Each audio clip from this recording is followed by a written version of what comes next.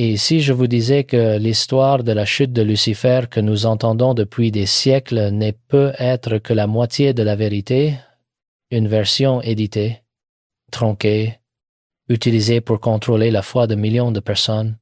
Imaginez l'Éthiopie, des sommets montagneux enveloppés de nuages, des monastères cachés et des manuscrits anciens que le monde jurait perdus. C'est la terre que beaucoup croient encore gardienne de l'arche de l'Alliance.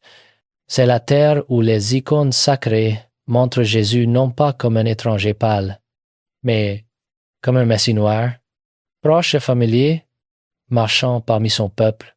Et dans ces pages oubliées se trouve une version différente de Lucifer, plus dangereuse, plus complexe, et bien plus proche du cœur battant des Écritures que le conte basé sur la peur qu'on vous a transmis. Aujourd'hui, nous allons lever le voile sur un récit qui a façonné des empires, réduit au silence des voix et enterré le témoignage de l'Afrique. Êtes-vous prêts à ouvrir le livre scellé? Nous sommes ici. Nous regardons et nous en avons fini de laisser les autres écrire notre histoire. L'Éthiopie est plus qu'un point sur une carte. C'est une communauté qui a gardé la mémoire chrétienne avec un soin inhabituel à Aksum, à l'église Sainte-Marie de Sion. Les prêtres sont censés protéger l'arche de l'Alliance. Qu'on accepte cette affirmation ou non, le message est clair. L'Éthiopie traite les fondations de la foi comme quelque chose à préserver et non à exposer ou à dissiper par le débat. Cette mentalité a également façonné la manière dont l'Éthiopie a géré les écrits sacrés. Alors que de nombreux textes disparaissaient de la vie ecclésiale en Occident, l'Éthiopie a continué à les copier, à les lire et à les transmettre. C'est pourquoi les voyageurs et les chercheurs qui pensaient que certains livres étaient perdus les ont ensuite trouvés bien vivants dans les monastères et églises d'Éthiopie. Deux exemples se distinguent. Le livre d'Enoch est une œuvre juive ancienne que la lettre de Jude dans le Nouveau Testament cite directement. Au fil du temps, les conciles occidentaux et les autorités ecclésiastiques l'ont retiré du canon et il a disparu de l'usage régulier. En Éthiopie, c'est l'inverse qui s'est produit. Enoch est resté partie intégrante de la vie de l'Église. Il a été préservé en Gèse, lu par le clergé et utilisé dans le culte. Le livre des Jubilés, parfois appelé Petite Genèse, a également survécu en Éthiopie et il raconte les histoires de la Genèse et de l'Exode avec des détails chronologiques. Une activité angélique et des thèmes d'alliance qui aident les lecteurs à voir des schémas à travers les Écritures. Alors que beaucoup en Occident l'ont rejeté, l'Éthiopie l'a conservé comme écriture et l'a traité comme faisant partie d'une image plus large et cohérente de l'œuvre de Dieu dans l'histoire. Ces choix n'étaient pas des accidents. Ils provenaient d'une tradition qui valorisait ce qui était reçu de la première période et refusait de le réduire pour correspondre à des politiques ultérieures. De ce fait, l'Église orthodoxe éthiopienne Tewahedo reconnaît un canon biblique de 81 livres, et non les 66 que l'on trouve dans la plupart des Bibles protestantes ou le nombre inférieur utilisé dans une grande partie de l'Occident pour la lecture quotidienne. Cette différence ne concerne pas seulement le comptage. Elle soulève des questions sérieuses. Si l'Éthiopie a préservé des livres comme Enoch et les Jubilés, tandis que les églises occidentales les mettaient de côté, qu'est-ce qui a été gagné et qu'est-ce qui a été perdu? Le retrait de ces textes, et il rétrécit la façon dont les chrétiens pensent aux anges, au jugement, aux épreuves spirituelles et à la structure du temps sacré. A-t-il rendu la Bible plus simple, mais aussi plus mince? La pratique de l'Éthiopie suggère une réponse différente. Gardez le témoignage complet même lorsqu'il est difficile, et laissez l'Écriture interpréter l'Écriture à travers un champ plus large de voix. Cela conduit à un point plus large sur l'histoire chrétienne. L'Évangile n'a pas voyagé uniquement à travers Rome et l'Europe. Il s'est déplacé tôt en Afrique et en Éthiopie. Il a pris racine profondément des monastères sur les sommets des montagnes, des communautés autour d'églises anciennes, et des scribes travaillant page par page ont maintenu la foi stable à travers la guerre.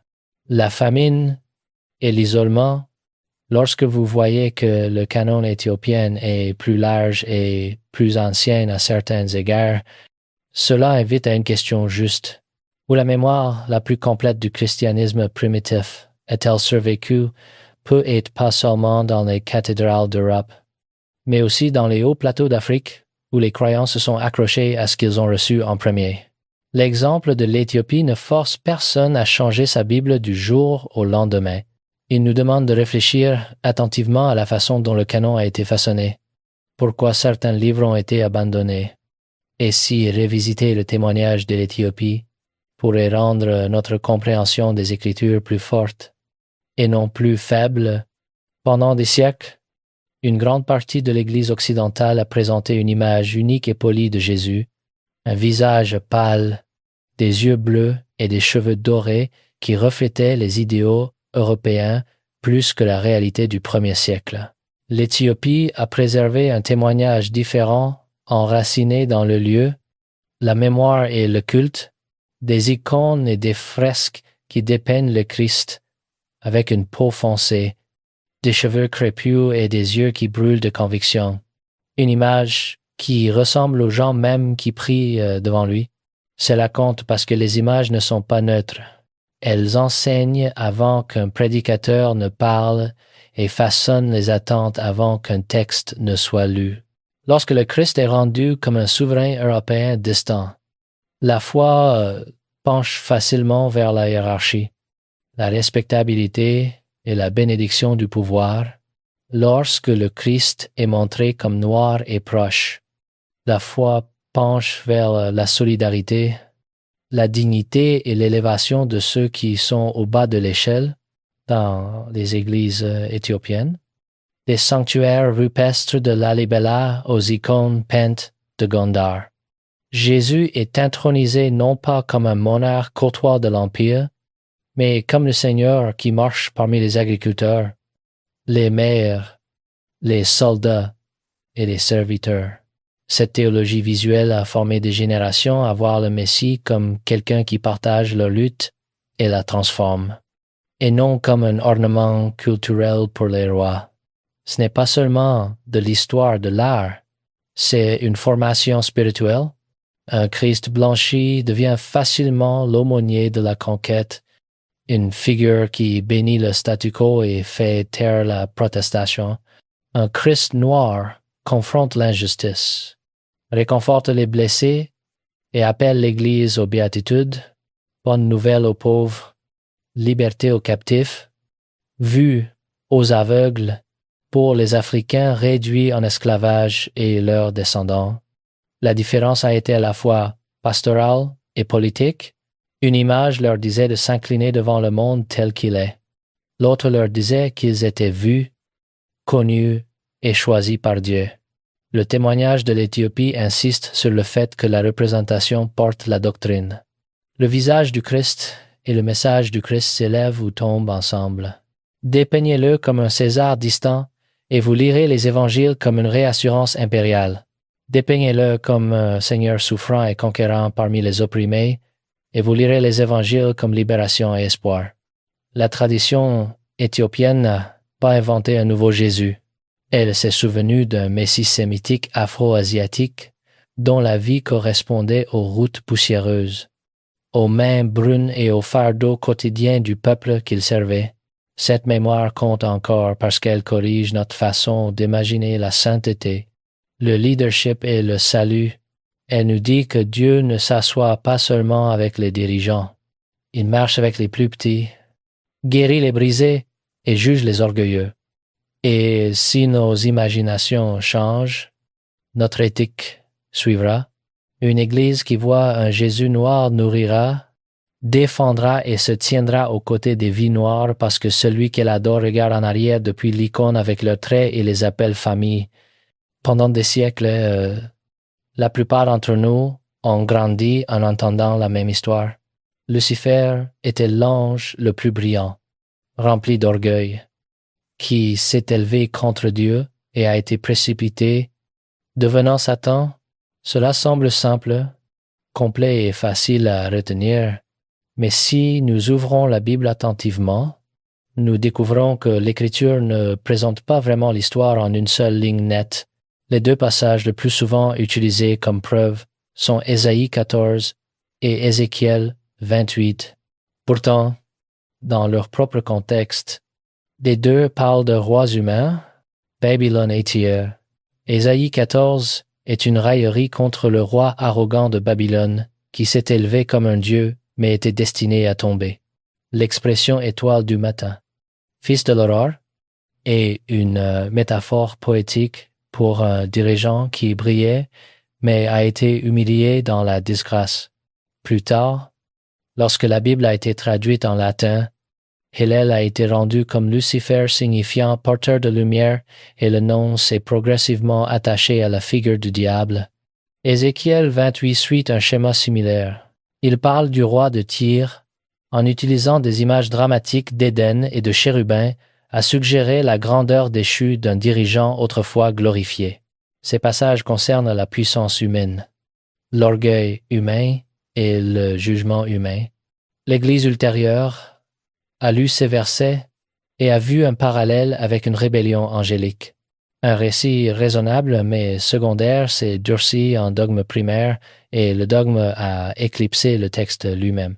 Le livre d'Enoch, préservé en Éthiopie, ne se concentre pas sur Lucifer de la même manière. Il parle des veilleurs, des anges qui ont quitté leur poste, se sont mêlés aux femmes humaines et ont introduit la corruption dans la création. Leur chef, Azazel, enseigne la guerre, les armes et les arts interdits. Semiaza mène d'autres dans la désobéissance. Ces anges sont nommés, jugés et liés jusqu'au jugement final. C'est un récit complexe et troublant de rébellion angélique qui ne dépend pas d'une seule figure appelée Lucifer. Il y a plus. Enoch décrit un cosmos où les anges jouent des rôles dans l'ordre et le chaos, où certains servent fidèlement tandis que d'autres violeront leurs limites. Les rébellions ne sont pas identiques.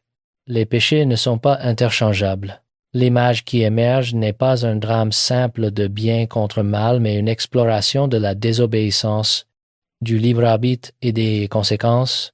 Quand Jude cite Enoch dans le Nouveau Testament, il valide ce texte comme une source digne.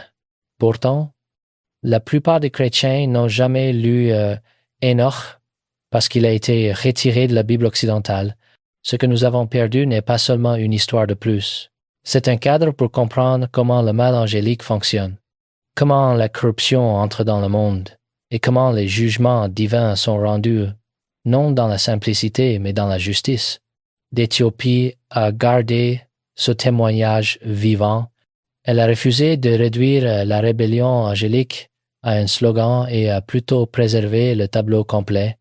Lucifer, les veilleurs, Azazel, Samiaza. Ces noms portent un poids théologique que l'Occident a abandonné. Parce que l'Éthiopie a valorisé la complexité plutôt que la simplicité, son enseignement sur les anges, le péché et le jugement restent enracinés dans les Écritures plutôt que dans la politique de l'Église. Ce que révèle cette histoire aujourd'hui nous ramène aux paroles de Jésus lui-même. Dans l'Évangile de Luc, chapitre 10, verset 18, Jésus dit à ses disciples, « Je voyais Satan tomber du ciel comme l'éclair. » Ces mots ne sont pas une doctrine systématique. Ce sont un aperçu d'un événement cosmique. Jésus témoigne de la chute de Satan, mais il ne donne pas tous les détails. Il ne dit pas quand, il ne dit pas comment et il ne dit pas pourquoi de la manière que nous attendons. Il pointe simplement vers une réalité. Le pouvoir de l'ennemi s'effondre devant l'avancée du royaume de Dieu. La tradition éthiopienne honore cette tension. Elle ne force pas les Écritures à correspondre à un récit unique et poli. Elle laisse place au mystère, au paradoxe et à plusieurs voix. Elle dit oui, Satan est tombé. Oui, les veilleurs ont péché. Oui, Dieu juge et rachète. Tout cela est vrai et rien de tout cela n'est simple. Pour ceux qui grandissent dans des systèmes qui exigent des réponses propres, cette approche peut être troublante, mais l'Éthiopie nous rappelle que l'Écriture n'a pas peur de la complexité. Les prophètes parlent en énigmes. Les psaumes crient de douleur. Les évangiles se contredisent sur les détails tout en s'accordant sur la vérité. La foi mature n'évite pas ces tensions. Elle y entre, confiante que Dieu tient l'ensemble ensemble. Nous avons hérité d'une version de Lucifer conçue pour contrôler, pas pour éclairer, une histoire qui rend le mal simple. Le jugement automatique et Dieu prévisible, l'Éthiopie offre quelque chose de différent. Un témoignage qui respecte l'étrangeté des Écritures, honore les voix que l'Occident a réduites au silence et nous invite à lire avec humilité plutôt qu'avec certitude. Si nous sommes assez courageux pour revisiter ce témoignage, nous pourrions découvrir que notre foi ne se rétrécit pas, elle s'approfondit. Nous pourrions trouver que Dieu est plus grand, plus juste et plus mystérieux que les manuels nous ont enseigné, et nous pourrions découvrir que l'Afrique ne suit pas le christianisme. L'Afrique a aidé à le former, à le préserver et à le transmettre avec une fidélité que l'Occident a trop souvent oubliée. Permettez-moi de me présenter. Je m'appelle Juan José Benitez. Depuis plus de 3 décennies, j'enquête sur les mystères qui se cachent dans les plis de l'histoire religieuse, dans les manuscrits anciens et dans les témoignages que les institutions préfèrent oublier. Ce que je vais partager maintenant n'est pas une théorie. C'est une révélation construite sur des témoignages, des archives et une vérité que trop de personnes ont peur de dire à voix haute. Le récit que nous avons reçu sur Jésus n'est pas seulement incomplet. Il a été stratégiquement remodelé pour servir l'Empire, pour justifier la conquête, pour maintenir le pouvoir entre les mains de ceux qui ressemblaient aux maîtres européens plutôt qu'au Messie lui-même. Mais la vérité sort, et elle est plus puissante que n'importe quelle version éditée jamais imprimée. Nous devons parler de ce à quoi Jésus ressemblait réellement. Non pas la figure pâle et éthérée qui décore les murs de l'Église en Europe et en Amérique, mais l'homme réel qui a marché en Galilée, qui est né à Bethléem, qui a trouvé refuge en Égypte, qui a vécu parmi les peuples afro-asiatiques du Levant. Le livre de l'Apocalypse, chapitre 1, versets 14 et 15, décrit Jésus ressuscité avec des détails frappants.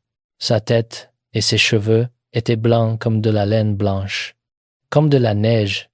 Ses yeux étaient comme une flamme de feu. Ses pieds étaient semblables à de l'airain ardent, comme s'ils avaient été embrasés dans une fournaise.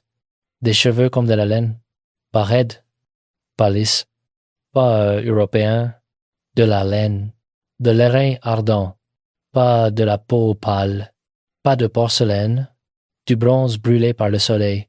La géographie est d'accord, il est né à Bethléem, s'est caché d'un tyran en Égypte, a grandi en Galilée parmi les peuples afro-asiatiques qui cultivaient le même sol que Cush et faisaient du commerce le long des mêmes routes que l'Arabie. Ce Jésus a marché dans des marchés où l'araméen se mêlait à l'hébreu et au grec, où les pèlerins éthiopiens et les marchands nabatéens partageaient le pain. Son premier refuge était l'Afrique. Les ombres de son enfance sont tombées sur les murs du Nil. Ses voisins portaient le teint de la terre. Le Messie n'est pas descendu dans la boule à neige de l'Europe. Il est venu à travers la poussière de Canaan, la chaleur de la vallée du Jourdain, les mains brunes d'une maison de charpentier. Jésus n'était pas blanc, et Jésus n'était pas européen. Jésus était des nôtres, enraciné dans un peuple dont les corps portaient le témoignage du soleil. Alors d'où vient le portrait en porcelaine? L'Empire avait besoin d'un miroir qui flatte son pouvoir. Alors que Rome se durcissait en chrétienté et que plus tard les royaumes européens marchaient sous la croix et le canon, les peintres ont donné au monde un sauveur façonné à leur propre image.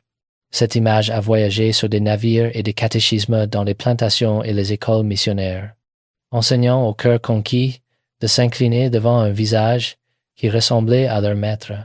C'était de la théologie comme propagande pour asservir la mémoire, pour dépouiller le pouvoir, pour faire en sorte que les croyants noirs s'agenouillent devant l'image de leur oppresseur, tandis que le Nazaréen des Écritures se tenait avec les meurtris et les liés, mais le voile se déchire. Nous n'échangeons pas une idole contre une autre. Nous brisons l'idole pour voir l'homme. Le roi charpentier se tient avec des cheveux semblables à de la laine et des pieds sombres fournis dans la compagnie des pauvres. Des exilés, des surmenés, des surpolissés, dites-le jusqu'à ce que le mensonge perde de l'oxygène. Jésus n'était pas blanc. Jésus n'était pas européen. Jésus est Emmanuel, Dieu avec nous. Et lorsque nous le reconnaissons dans nos propres visages, les chaînes commencent à tomber et l'Évangile sonne à nouveau comme la liberté. La prophétie ne chuchote plus. Elle tonne des forêts du Nigeria aux collines d'Afrique du Sud. Le reste laisse des empreintes dans la poussière de notre temps, parmi les Lemba. Les études génétiques ont signalé des signatures sacerdotales, le modèle haplotype Cohen concentré dans le clan Buba, reflétant les anciennes maisons d'Israël. Parmi les Igbo, un peuple dont les anciens ont longtemps gardé les noms israélites, la circoncision le 8e jour et les tabous centrés sur la Torah. La mémoire court plus profondément que n'importe quel rapport de laboratoire. Lignée, liturgie et loi préservées dans le chant et la cérémonie à travers des siècles de bouleversements. La science débat des bords, mais le témoignage d'un peuple demeure. À travers l'Afrique de l'Ouest, le dossier est plus que rumeur. Les voyageurs et les chroniques locales parlent de communautés lisant des textes sacrés, gardant les rythmes du sabbat, drainant le sang de la viande, bénissant le pain et le vin dans des cadences qui riment avec les psaumes, des traditions formées avant que les missions européennes ne posent le pied à l'intérieur des terres. Les manuscrits ont bougé avec les caravanes. Les prières ont voyagé dans des mains judéo-arabes et hébraïques. La Torah orale s'est nichée dans les proverbes et les louanges. Ce n'étaient pas des costumes empruntés, c'étaient des héritages usés par l'usage. Pendant ce temps, l'Académie rattrape ce que les grands-mères savaient déjà. Un chœur croissant, même dans les départements allemands autrefois consacrés aux portraits européanisés, situe maintenant l'Israël ancien là où les Écritures l'ont toujours placé, dans le monde afro-asiatique, parent des peuples de Cush, d'Égypte et d'Arabie, et avec des teints et des cultures façonnées par le même soleil. La Bible elle-même montre la voie. N'êtes-vous pas comme les enfants des Éthiopiens pour moi? Ô enfants d'Israël, sous l'empire perse. Juda se tenait sur une carte qui allait de l'Inde à l'Éthiopie, et les prophètes voyaient des princes se lever d'Égypte, tandis que l'Éthiopie tend ses mains vers Dieu. La géographie de l'Alliance est noire et brune avant d'être quoi que ce soit d'autre. Le reste se réveille, les navires, les chaînes, le silence. Ils n'ont pas effacé le nom, ils l'ont affiné dans le feu. Nous ne sommes pas maudits, nous sommes choisis. Nous ne sommes pas des étrangers. Nous sommes des héritiers.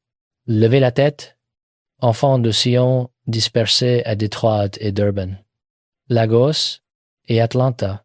Gardez le sabbat, gardez le régime, enseignez les noms, parce que lorsque les eaux tremblent et que le souffle revient, il sera dit, la prophétie s'était née dans nos rues, et nous nous sommes finalement tenus avec elle, à travers l'Amérique, à travers l'Afrique, à travers les Caraïbes.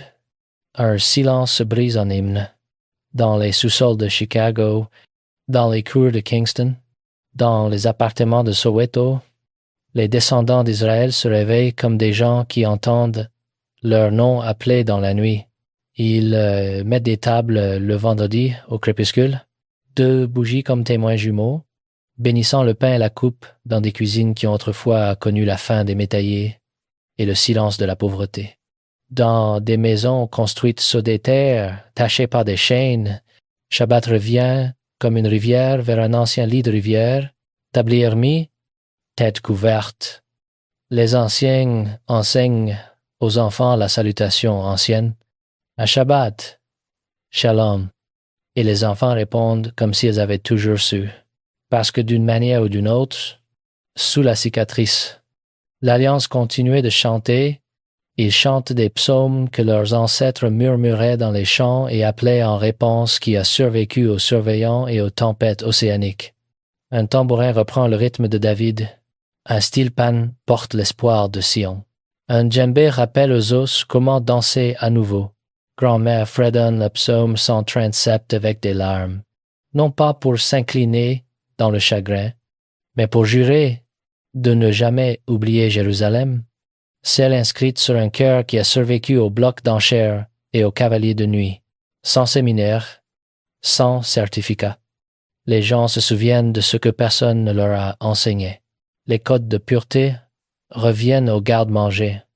Les bénédictions reviennent à la porte. Le nom revient au souffle quotidien. La mémoire n'est pas une salle de classe ici. C'est de la moelle. Le sang se souvient.